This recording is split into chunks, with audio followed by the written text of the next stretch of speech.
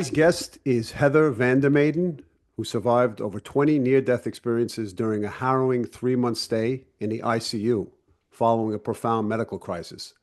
Repeatedly crossing the threshold between life and death, she witnessed her own resuscitation, saw visions of her unborn children, and entered realms of healing waters, radiant light, and divine presence. Her encounters with God, Jesus, and departed loved ones left her forever transformed, erasing her fears of death and inspiring a powerful journey of healing and spiritual awakening. So let's welcome today's guest, Heather. Nice to have you here. Thank you for having me. Yeah, I've interviewed many people in terms of, I guess, experiencing some transformation in their lives and awakening that took place. They were either on the right path or they were on the path that they weren't supposed to be on, or they were awoken to a new path. Either getting hit with the feather, so to speak, or then getting hit with a brick. And I know for myself, certain experiences have made me become more aware of that and become more humble and more honest with myself. And your experience itself is very profound, what you went through. The near-death experiences and the 20 different ins and outs of coming back and forth between this life and the spirit realm. Maybe you could just share with the audience a little bit about what your background was in terms of believing in reincarnation, believing in near-death experiences before we get into the story. Okay. So I grew up in Utah, very strict Mormon household. We didn't believe in reincarnation at all. And so I always believed in, the afterlife and God, Heavenly Father, whatever you want to call him, Jesus and all that. But after my experience, I did move away from organized religion. I felt like it didn't give me what my soul needed, and I felt more of a calming and loving presence when I was in nature instead of in a church building. Yeah. So my belief definitely changed. I'm much more open to reincarnation. I think there's so much that goes on behind the scenes now that we don't realize on a day-to-day basis. And it gave me a more profound understanding of what happens when we die. It took away any fear whatsoever that I may have had about death. I don't fear it anymore at all. Yeah. I know it's a kind of a walk into a different room, a different door type thing, and it's profoundly full of love. So there's no fear. And interestingly, if you would look at people who would have these near-death experiences and not come out with the understanding that you did, the amount of strain and pressure that would exist on their psyche, having experienced maybe Yes. these things and having to been shunned or to be, put down or, in terms of however people would have viewed them. So it takes a lot of courage to go through this experience and speak up the way you have. And I can imagine that. Maybe you want to share a little bit about the near-death experience, that long journey that brought you to the place, to this awakening? Yeah, for sure. So Thank you. I was diagnosed with ulcerative colitis at the age of 20, 1920. I'd been very, very healthy until that point, but my health declined rapidly once I was diagnosed. And one day I was sitting at my parents' kitchen table and I had a voice that I heard say, "You're going to die soon, but you're going to be okay." And I thought, well, that's kind of scary. I was very, very sick at that point, but I was in complete denial that I was as sick as I was. I'd had to quit my job. I was married at the time, and I was just declining rapidly. So even hearing that voice, and I looked around the room, didn't see anyone there, and thought, okay, this seems pretty true though. And so I believed it, thinking I was going to get in a car accident or something similar, not thinking that my health would decline as bad as it did. And that was probably about July or in the summertime. So by October, I was quite ill. I was being hospitalized quite a bit. And then in December of that year, I went into the hospital with high fevers. They were almost 105 degrees. And I was kept for 3 months in the hospital. They decided to remove my large intestine because it had failed. It was perforating, and I had about 24 hours left to live. So they removed my large intestine, and surgery went great. It was December 23rd, so right before Christmas, New Year's, and it was 1999, so right around Y2K was happening. So it was kind of a scary time to be in the hospital. Yeah. So the next couple of days, I was just in and out of anesthesia and was recovering. And then on New Year's Eve, my nurses came in to check on me, and I had an 8-inch incision on my stomach. They checked on that. And as they checked on me, I felt my body felt like I was rising off my bed, about 5 feet off the bed in a laying down position. And I did not understand what was happening, and no one seemed to say anything. And so I just kept it quiet. And I thought, this is really, really weird. Yeah. And as the nurses left the room, my body felt like it was back on the bed. And I just thought, I'm not going to say anything about this to anybody. And it didn't happen again. So that was on New Year's Eve. A few days later, I had what's called a small bowel evisceration, and my small intestine came out of my stomach. So I was rushed back into surgery. And then a week later, it happened again. And that's when I went incredibly critical. I developed what's called ARDS, acute respiratory distress syndrome, interabdominal sepsis. My organs shut down.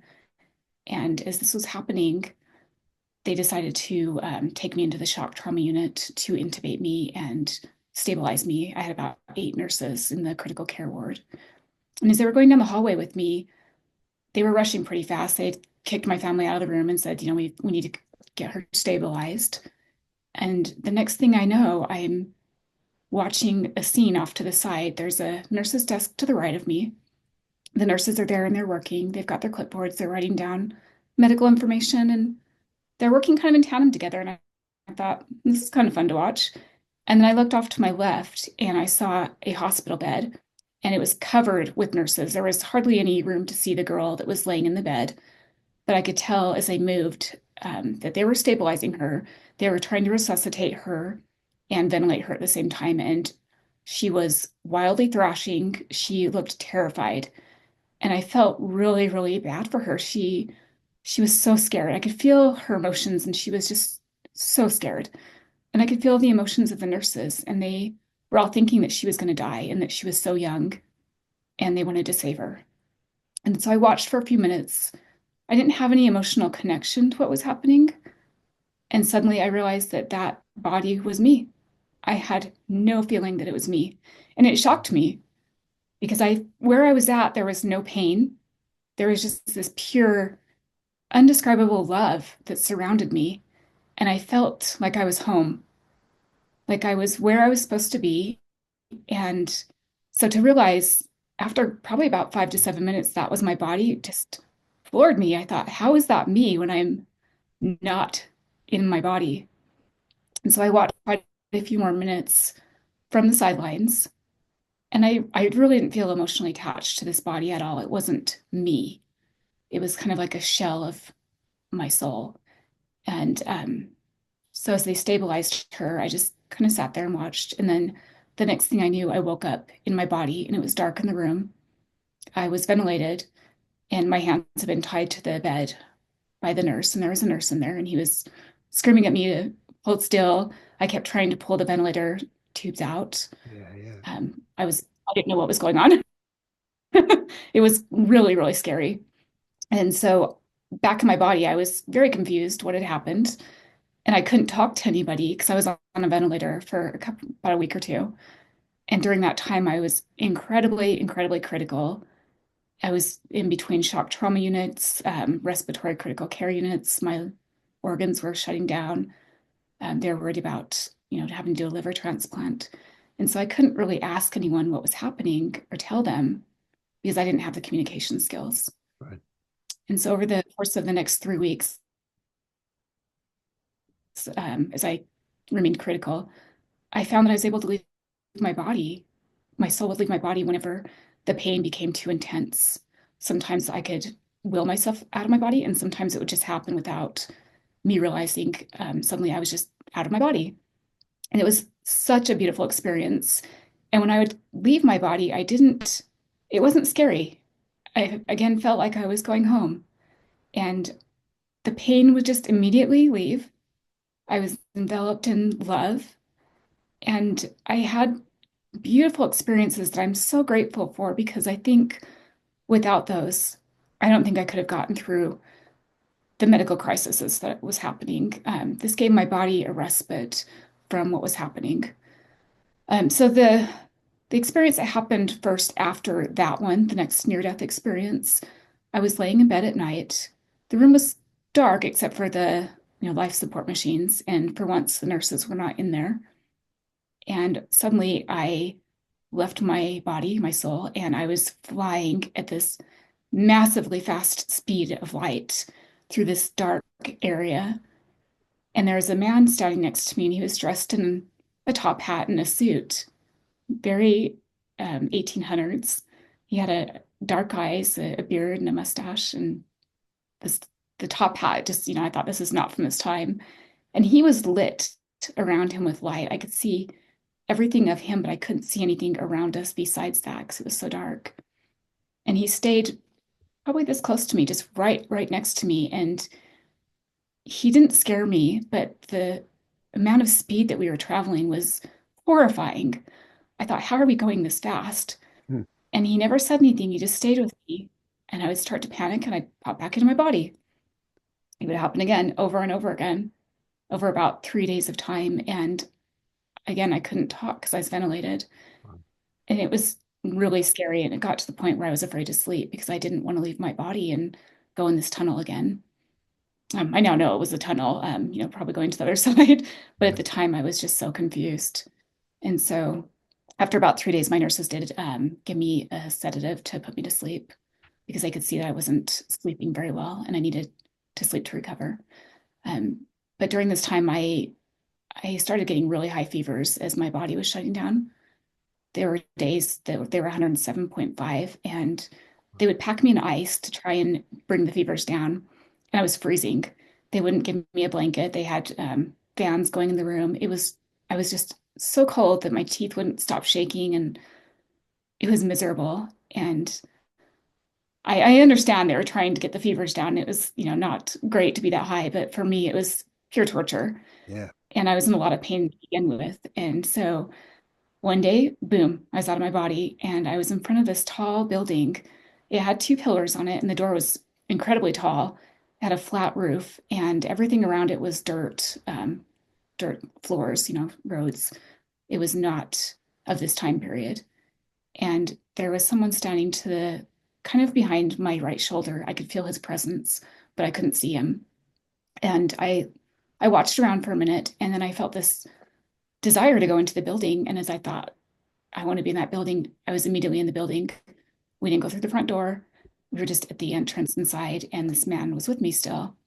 And there were people in there. They were reading books, sitting in chairs. It was kind of like a knowledgeable place. And I watched for a minute, and then I found myself in a room that was filled with thousands of books. They were leather bound in different colors. They looked ancient. There were scrolls in there. And it was a round room that there was no ceiling. The books just went forever. And I love to read. Wow. And I thought, well, this is amazing. Like there's got to be every book in here that's ever been written. And this person who I thought of as my guide opened some scrolls, and they had ancient writing in them, and I could understand them at that time. The communication with him was telepathic. There was no, words through mouth. It was through thought. And so he showed me these different scrolls. As he'd unroll them, they were tied with thin string, and he would just pull them open like this. And I know there was amazing stuff in there, but as we read through the different scrolls and books, I was told that I would lose the memory of what was in these. And it hurts my heart because I know whatever was in there was profound, and I wish desperately that I knew now what was in there. Yeah. But as soon as we left that room, I lost the knowledge of what was actually written in those books. I think it's probably the Akashic records, if I was to guess what the room was. But it was a profound experience for me.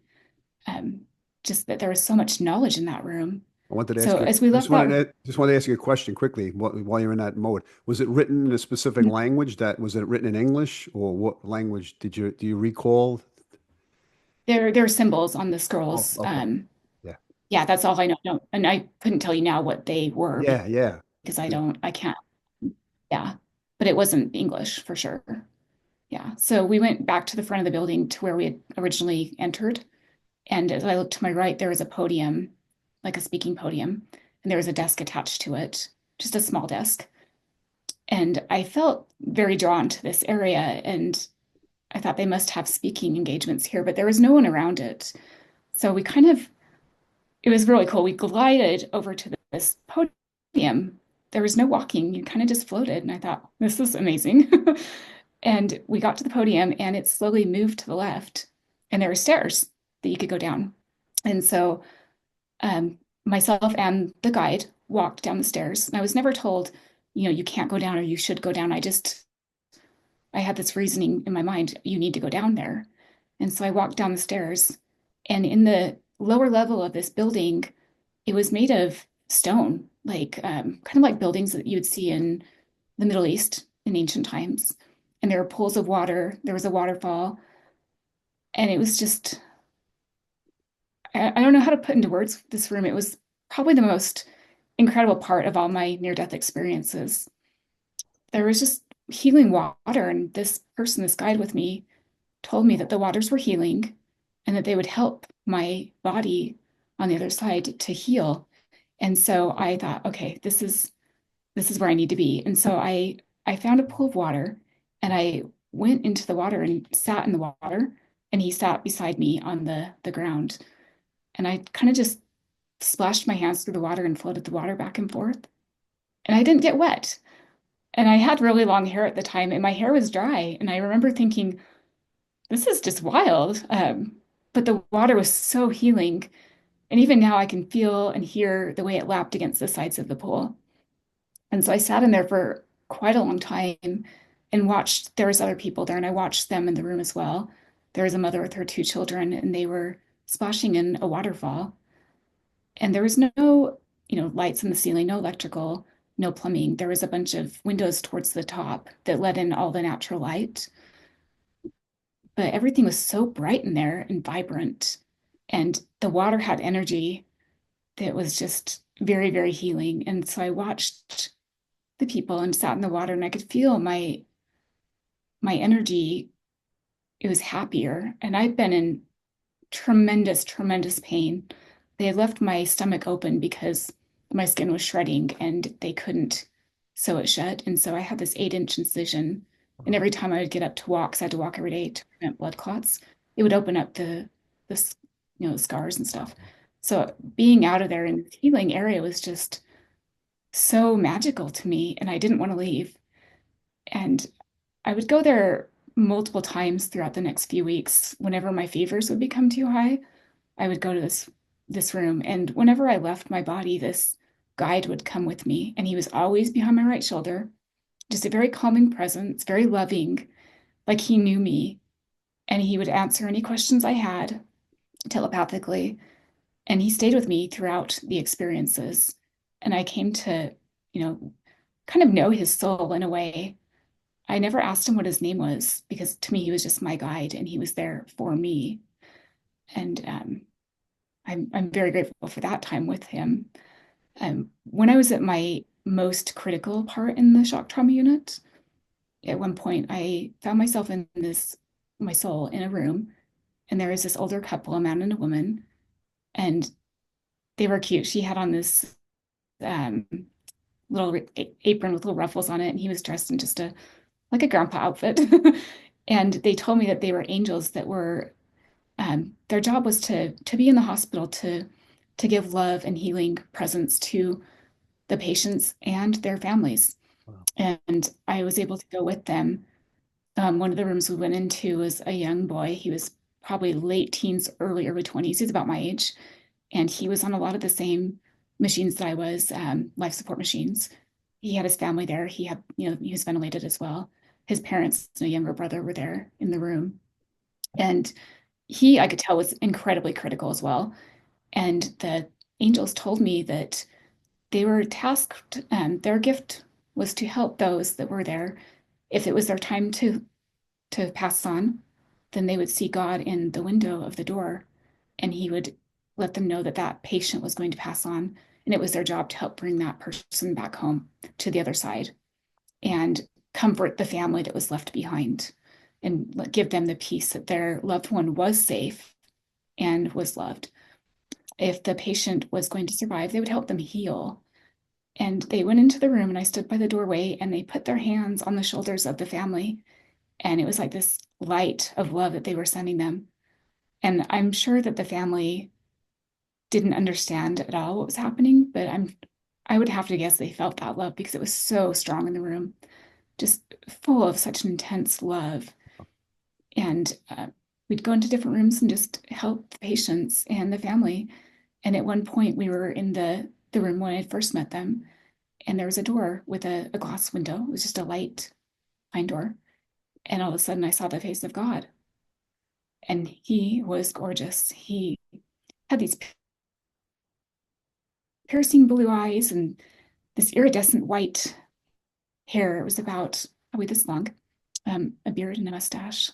And he looked very like he felt very old, but he didn't look old. He looked very, very healthy. And he just he was full of such intense love for everybody. I felt very strongly that he knew who I was. Yeah. He knew me, everything of me, and I knew him. And I would have recognized him in any form that he came to me in. And I've had people ask me, do you think that's what he looks like all the time? I don't. I think that's how he came because that's how I would know him. But I think any form he came in, I would have known it was him because of his energy. Wow. And I felt so loved to be with him and know that he knew my struggles. And my struggles were very, very great. Yeah. But he was giving me these gifts of being able to leave my broken body and to feel whole and to feel healthy and loved and safe. And I felt very safe around him. And he would come, as we knew which patient needed to pass on. And I considered it a beautiful gift to be able to spend time with him in that area and be able to help those that were struggling like I was. And it was a beautiful experience to be with them. And so I know now when I go into hospitals, I can feel, maybe I'm just more open to it now, but I can feel that sense of there are definitely angels in the hospitals, guides, whatever you want to call them, spirits. They are there. They're helping the patients. And when it's our time to leave, we will. Nothing on this earth will stop us from leaving. And if we're not, then they will help us to be able to heal here. So it really is a gift to see them there Yeah. and know that there's many, many like them in other hospitals as well. So great experience. Another one, I had my aunt had passed away just a few years previous to this. And one day she just appeared in my hospital room. And I thought, wow, she looks so healthy. She's been in intensive care before she passed, and I'd seen her right before, and she was not healthy at all. She was this little lady, probably close to 5 feet tall, very fragile. And when she arrived, she was still tiny, but she just looked so large in stature and strength. And she said, I want to take you to my house. And boom, we popped into her front living room of the house that she lived in with my uncle. Wow. And I looked around the house, I could see everything 360. It looked exactly the same. She had never redecorated from the 1970s. She had like these orange speckled countertops and shag carpet and dark wood. Everything looked the same. And she showed me the hallway and told me that my uncle, her husband, was going to fall in the hallway and that he would not be able to get up and that he would pass from those injuries. Wow. And this was really upsetting to me. He lived alone and he was older. He's probably in his 70s or 80s by that point and was pretty fragile. And when he fell down, I could feel his energy that he was scared. Like his whole sense was that he knew that he couldn't get up and he didn't know how to get help because this is back, in 1999, we didn't have cell phones. And so she brought me back to the hospital after that. And I was trying to explain to my family, you need to go check on him. He's probably dead in the hallway. Wow. And my grandfather lived across the street. And finally, after about 3 days, I was able to write, check on Uncle Harry. And my grandfather went and checked on him and came to the hospital and said, he's okay. I checked on him. He's good. He's healthy. I thought, okay, that's good. But that's really weird that I would have this experience telling me that he's going to pass away. And so I did tell my family once I was more coherent and able to communicate what had happened in that experience. And so about 15 years after that experience, I got a phone call that he had fallen in the hallway and he had passed away. And it was exactly where I'd seen him. It was the exact circumstances, just 15 years later.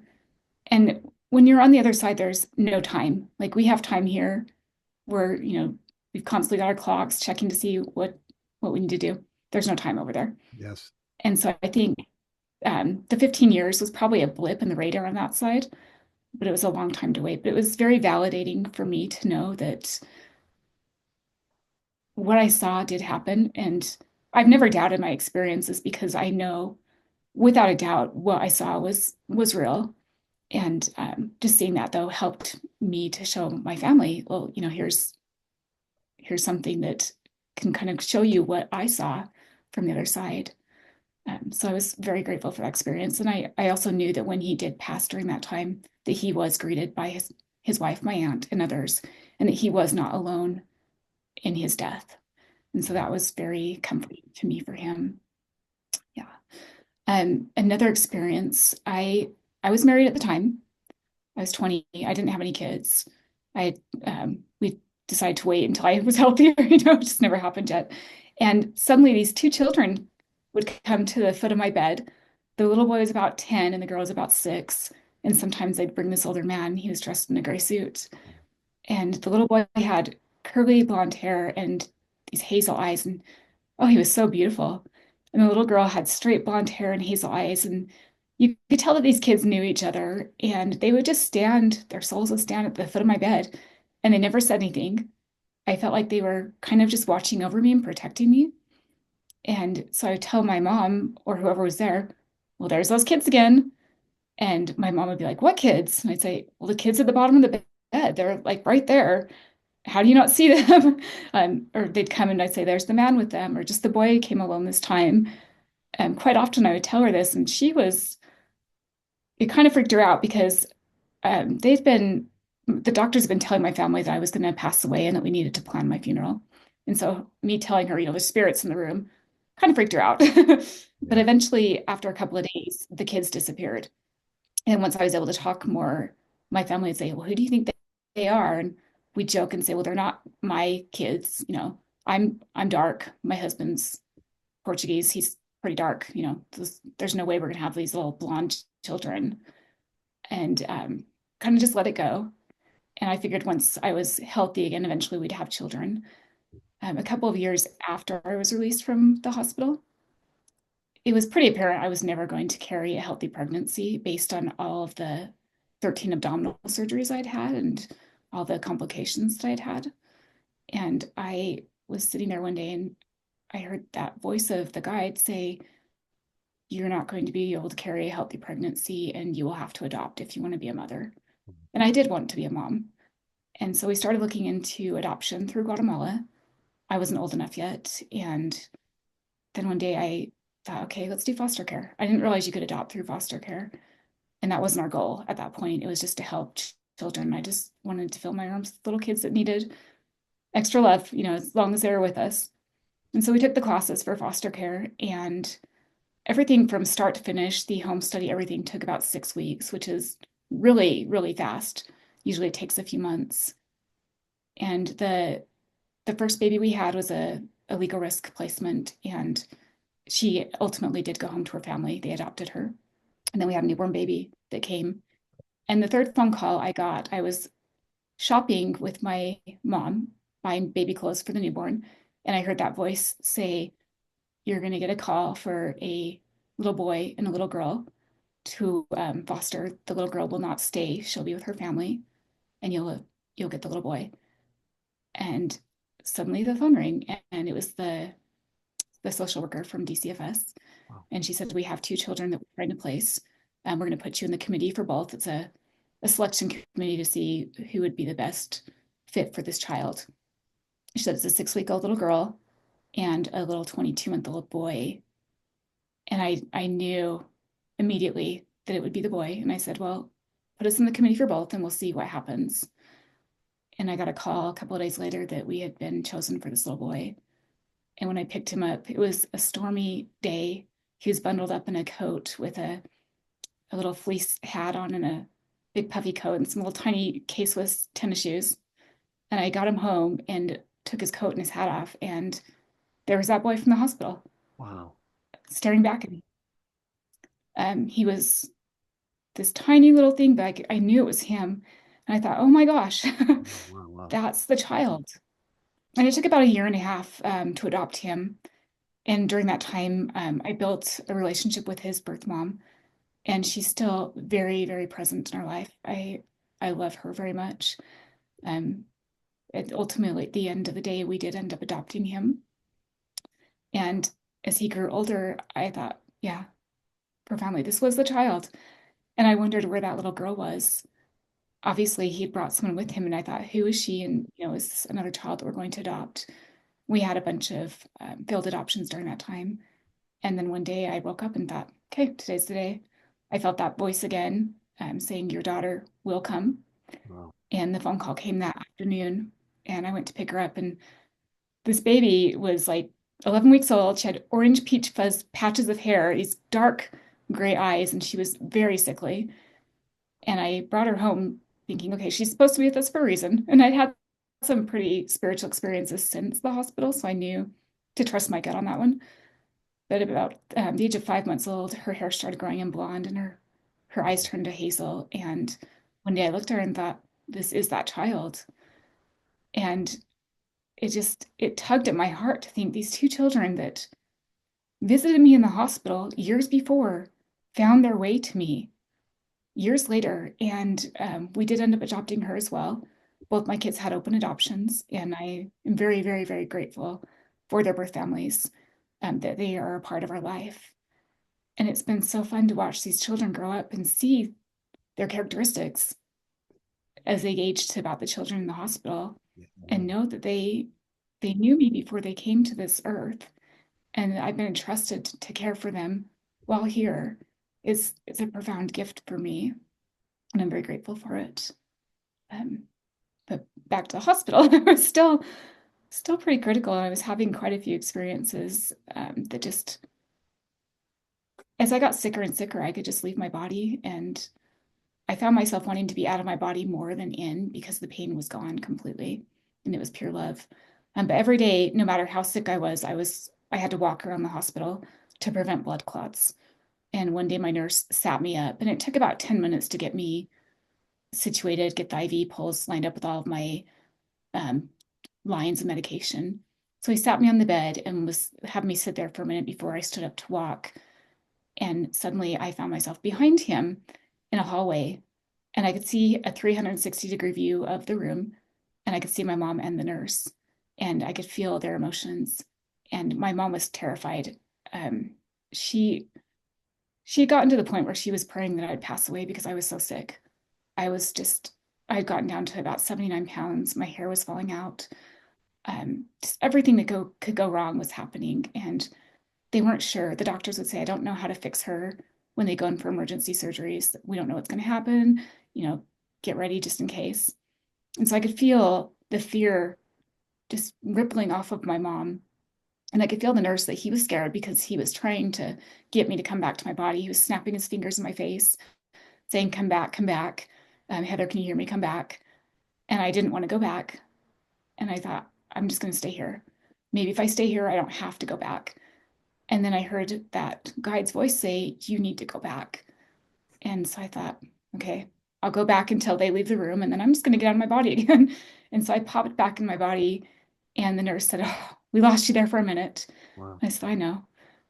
And he said, well, let's get you up and walking. And I was fully back in my body. But when I would come back in my body, it would kind of jolt me in a way, like you shake like this, like you're going into an energy source that is so much smaller than your soul is, and you have to fit back in, and it's not really comfortable. And so a lot of times I'd be, when I was ventilated, my husband would be in the room, and he would look over and he could tell that I wasn't in my body, and then I would jolt, kind of shake off like bounce off the bed, and I'd look around like I was scared or didn't know where I was, and he'd say, are you okay? And I couldn't communicate with him what was going on. He said he just looked really scared. And so my family knew that stuff was happening, and I would tell them, I saw my grandma. So I had a paper I could write stuff on, so I'd write what I could. And so they were very aware of what was happening, Wow. and they understood it. But I asked my mom later on, what did the nurses say about this? Because they knew. And she said they never, ever brought it up. They would talk about the medical portion of my experiences, but nothing else. I think at that point, this is, 25 years ago, it wasn't talked about. Right, And right. I've talked with doctors since that it's more talked about now. It's more understood, and there's a lot more understanding, acceptance of it. But at that time, there was not, and I think it scared people. But I've talked with multiple nurses since, and they'll tell stories, so they definitely know what's going on around them. And I think that there needs to be more acceptance, um, Yeah. where patients can talk about it, because it can be scary to not know what's happening, during that point. Yeah, But I think your capacity to express yourself in the way in the details makes it very palpable. And so for many people, it would be scary, but it would also be enlightening to understand the yes. process. And I wanted to ask you in terms of the experience itself, were there the visual sensations or messages that stay with you afterward? In other words, after Mhm. this experience itself? Yeah, when I'm in water, I can feel that healing energy again. I spend a lot of time in nature because I feel like that's where I'm most at peace, Yeah. where I'm most closest to the outside. It kind of changed a lot about me. I have more of a capacity to understand, more of like an empathy, I guess, for death. And it doesn't scare me. Like when people are passing, I feel very happy for them. I think you have this profound reunion that's going to happen, and I'm so jealous. Yeah. It's really, really hard to be back in my body. It's kind of a constant struggle, and I'm not suicidal whatsoever. And it wouldn't matter if I was, because I'm not given the choice whether I'm here or not, Right, right. But I miss that other side so desperately. Especially, I did not come back to an easy life. I've had some pretty bad health complications from this. I'm healthy for the most part, but I've had some pretty scary, awful experiences. And so a lot of times when I've been in a place of, sadness, and I just think, why am I here when I was able to experience that beautifulness on the other side? And so I know, I was told at one point that some of the experiences would be taken from me and I wouldn't remember them. Right. And at the time I thought, that is just really cruel. I don't want to forget any of this. But I know now it's because it really is hard to be back here in this life that is so, it's harsh sometimes. And there's Yeah. beautiful moments intermixed into it, but for the most part, life is really a hard thing for most people. And so I think if I had more of the experiences that I have now, it would be harder to be here on a daily basis. And I would want to be back there even more. And it would make it to where I wasn't experiencing life here because I would just want to be back. Yeah. And so I hope at some point I am able to regain those experiences, whether it's on this earth or when I pass. But I am so grateful that I was given many, many of the experiences, the knowledge to keep with me while I was here. And at one point, I found myself at what I consider the entrance to heaven. I had my guide with me, and there were thousands and thousands of souls on each side, angels, if you will, and they were lit in this vibrant, brilliant light. They were so lit that I couldn't see their faces. They were dressed in these, like beige colored robes, and they were just pure light. And I knew that they were my relatives and friends that had passed, or even those that had not been born yet, but they all knew me, and they were there to welcome me back. Yeah. And as I stood at the entrance with my guide, I knew that I needed to get past a certain point, and if I did, I did not have to come back to my body. And that's all I wanted, was to get past that point. And I had been with my grandmother and my great grandfather and my aunt throughout different experiences. And so I knew that they were there waiting for me. And I thought to myself, I'm just going to tell my guide that I'm going to go visit my grandma in her garden and then I'll come back. And I knew that, if I got back there, I wouldn't get out.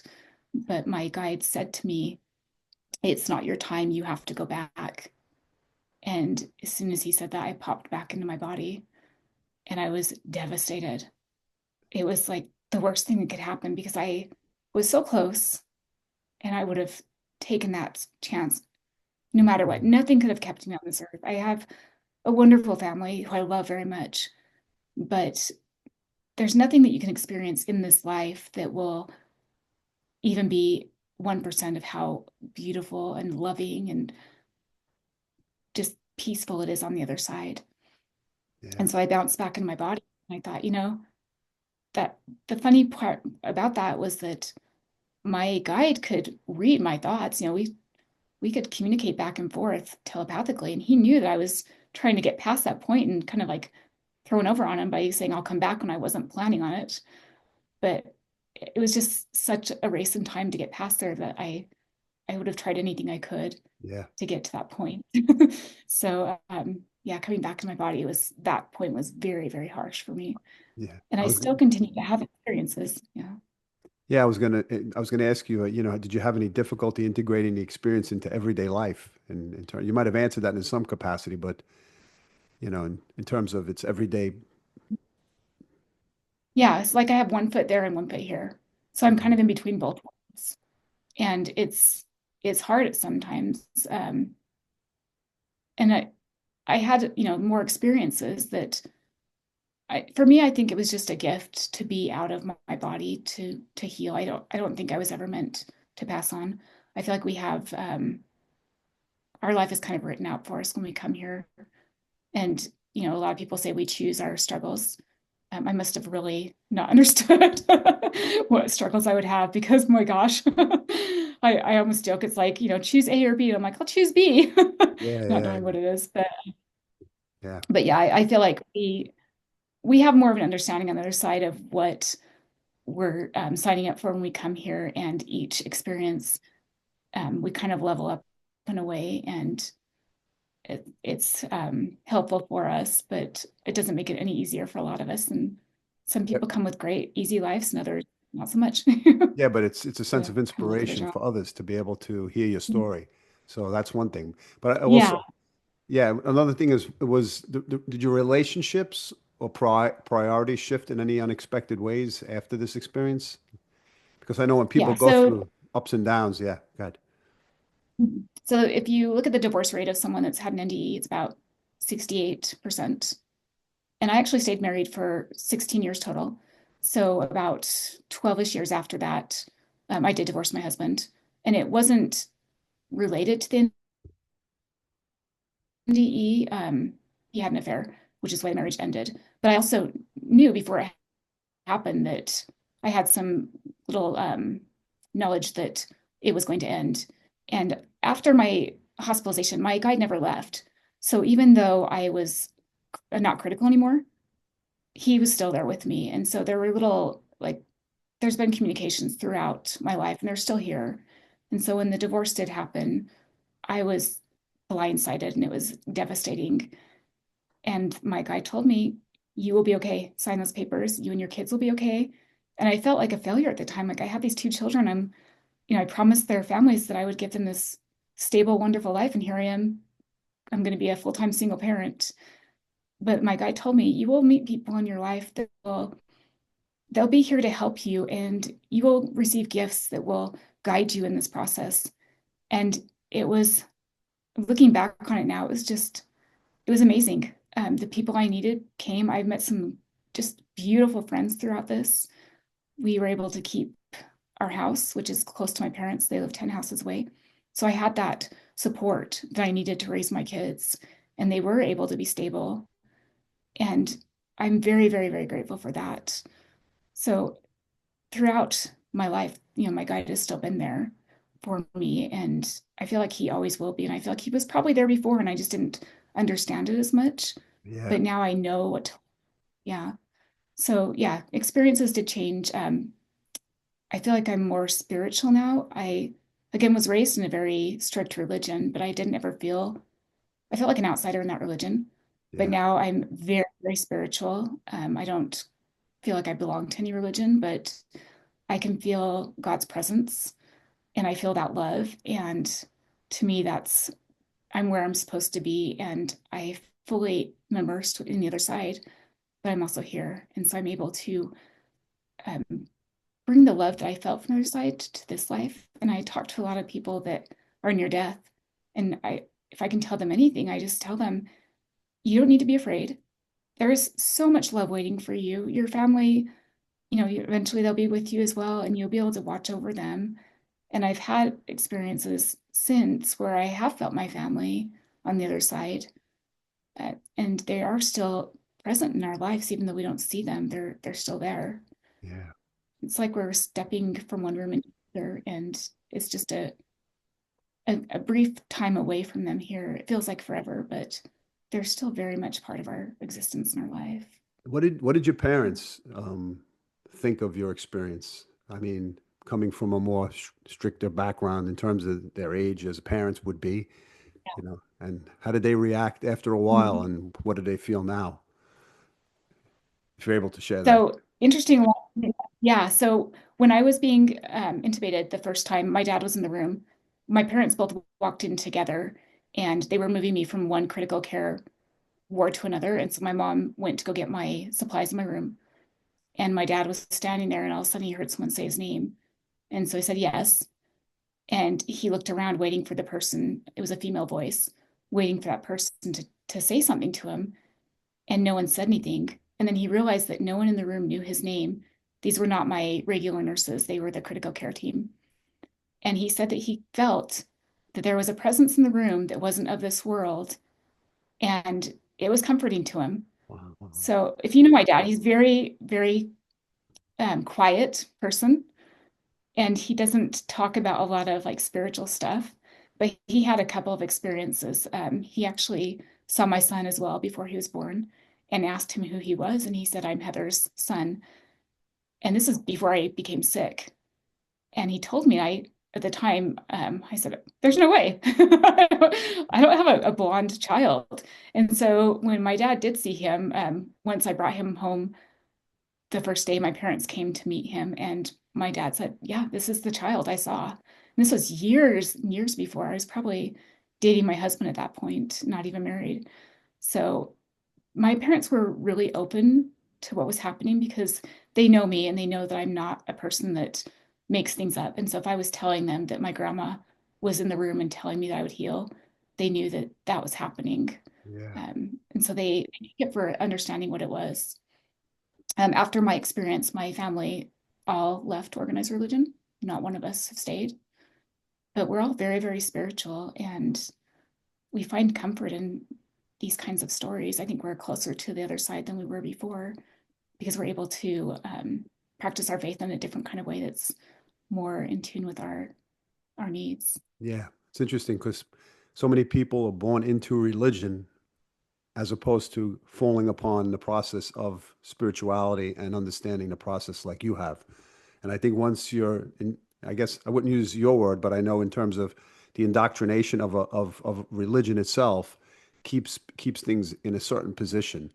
And maybe, for Mhm. example, your experience was a way of shaking the system for your family or shaking something. And like I know if black sheeps of the family, a person who questions and goes against the grain of what's being taught has an experience that makes a profound impact on the family itself. Um, Yeah. and I was also just go back a little bit. I read the Akashic records, and so for myself, when I'm doing a reading, and many people see a library or they see books and they see tons of scrolls and information, and I don't per se see anything in doing that, but I do hear a specific voice communicating, sending information to me for a specific person when asking specific questions. And so that's just a perfect acknowledgement of where you are on your journey of getting Mhm. information relevant probably to yourself. And maybe it'll show up somewhere or sometime, though that information itself. Yeah. We can talk more about that afterwards. Yeah, yeah, yeah, absolutely. Um, Yeah, for sure.